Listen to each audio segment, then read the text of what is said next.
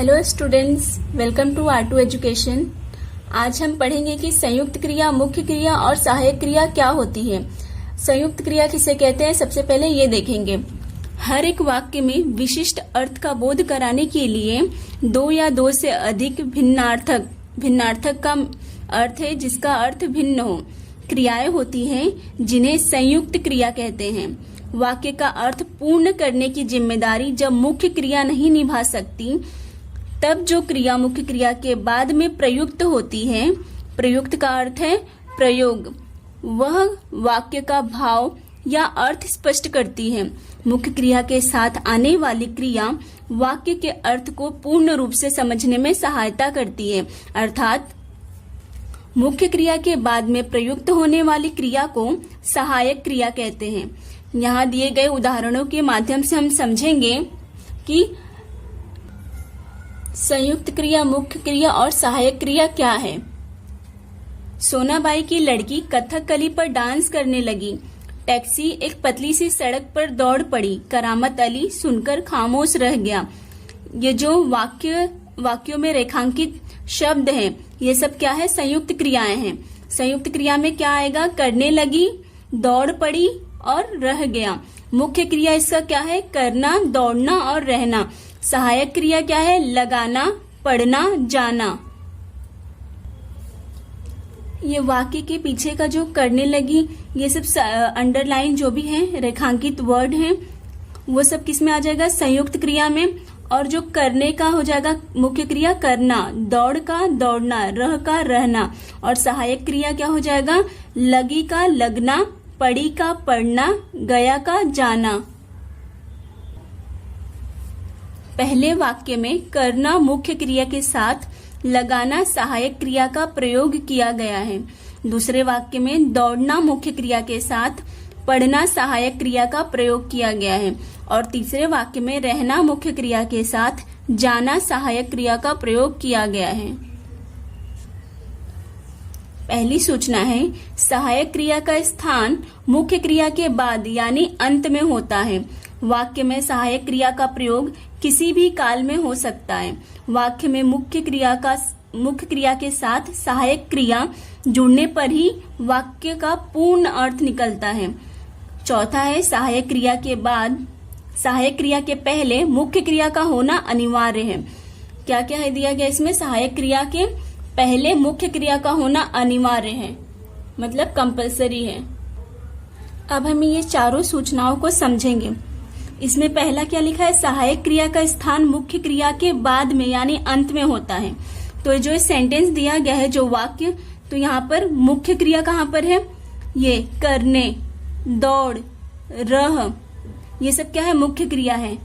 ये कहाँ पर है, अंत में है। दूसरा क्या है, वाक्य में सहायक क्रिया का प्रयोग किसी भी काल में हो सकता है। काल आप लोगों को पता है, वर्तमान काल, भूतकाल, भविष्य काल, किसी भी काल में हो सकता है। तीसरा है, वाक्य में मुख्य क्रिया के साथ, मुख्य क्रिया क्या बताई मैं, करने, दौड़ और रह, जो रेखांकित वर्ड है उसमें देखेंगे। मुख्य क्रिया के साथ सहायक क्रिया जुड़ने पर ही वाक्य का पूर्ण अर्थ निकलता है।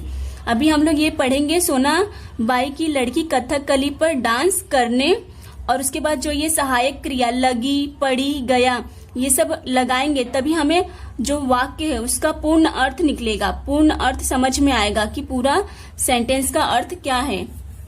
सहायक क्रिया के पहले मुख्य क्रिया का होना आवश्यक है। जो ये सहायक क्रियाएं लगी, पड़ी, गया, उसके पहले जो मुख्य क्रिया है, करने, दौड़, रह, ये सब होना जरूरी है। उदाहरण देखिए, तुझे गौशाला में भर्ती करा।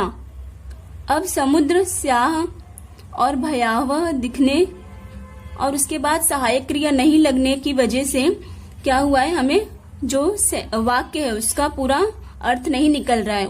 ऊपर के ये दोनों वाक्य अपूर्ण अर्थ वाले हैं। इन्हें पूर्ण अर्थ बनाने के लिए नीचे के अनुसार सहायक क्रिया जोड़ना पड़ेगा। जैसे यहाँ पे तुझे गौशाला में भर्ती करा, दूंगा, ये दूंगा क्या है, सहायक क्रिया है। और इसमें भी अब समुद्र स्याह और भयावह दिखने लगा, जब ये सहायक क्रिया दूंगा और लगा लग जाएगा, तब ये वाक्य पूर्ण हो जाएगा, उसका वाक्य का पूर्ण अर्थ समझ में आएगा।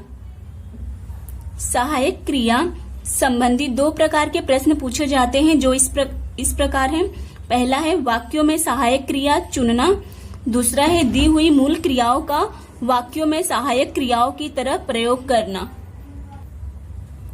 वाक्य में सहायक क्रिया चुनना बहुत आसान है, पर मूल क्रिया को वाक्य में सहायक क्रिया की तरह प्रयोग करना बिना अभ्यास के थोड़ा कठिन है। इसलिए नीचे दिए हुए मेथड का हम प्रयोग करके सीखेंगे कि कैसे प्रयोग करना है।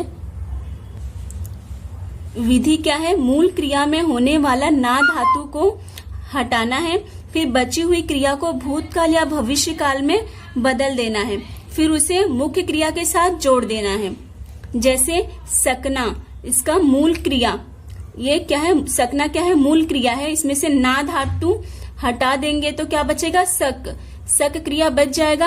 अब इसे भूतकाल या भविष्य काल में बदल देंगे। जैसे सक को भूतकाल में बदले तो क्या हो जाएगा? सका। भविष्य काल में बदलेंगे तो सकेगा, सकूंगा, सकेंगे, सकोगी, सकोगी, सकेंगी। फिर इन वाक्यों को मुख्य क्रिया के अंत में प्रयोग कीजिए तो उसके दो रूप बनेंगे। उदाहरण है कर सका, कर सकेंगे। अब अपने पसंद के वाक्य में इनका प्रयोग कीजिए। जैसे मैं आपकी मदद नहीं कर सका, मैं आपकी मदद नहीं कर सकूंगा। दो क्रियाओं के बीच मुख्य एवं सहायक अन्य शब्द नहीं आना चाहिए, पर दोनों के बीच निषेध शब्द नहीं, न तथा मत रखा जा सकता है। जैसे गरीबी या बेकारी की समस्या हल कर नहीं सकते हैं। कर के बाद जो निषेध शब्द है नहीं वो लगाया गया है, फिर उसके बाद सहायक क्रिया सकते हैं लगाया गया है। दूसरे में बहू उसको हाथ लगा न सकी, इसमें निषेध शब्द बताया गया ना यहाँ पर नहीं, न, मत, तो इसमें क्या लगा है? न लगा है और लास्ट में सहायक क्रिया लगा है। इस प्रकार आज हमने संयुक्त क्रिया, मुख्य क्रिया और सहायक क्रिया के बारे में पढ़ा। मिलते हैं अब नेक्स्ट वीडियो में। तब तक के लिए बाय बाय, टेक केयर।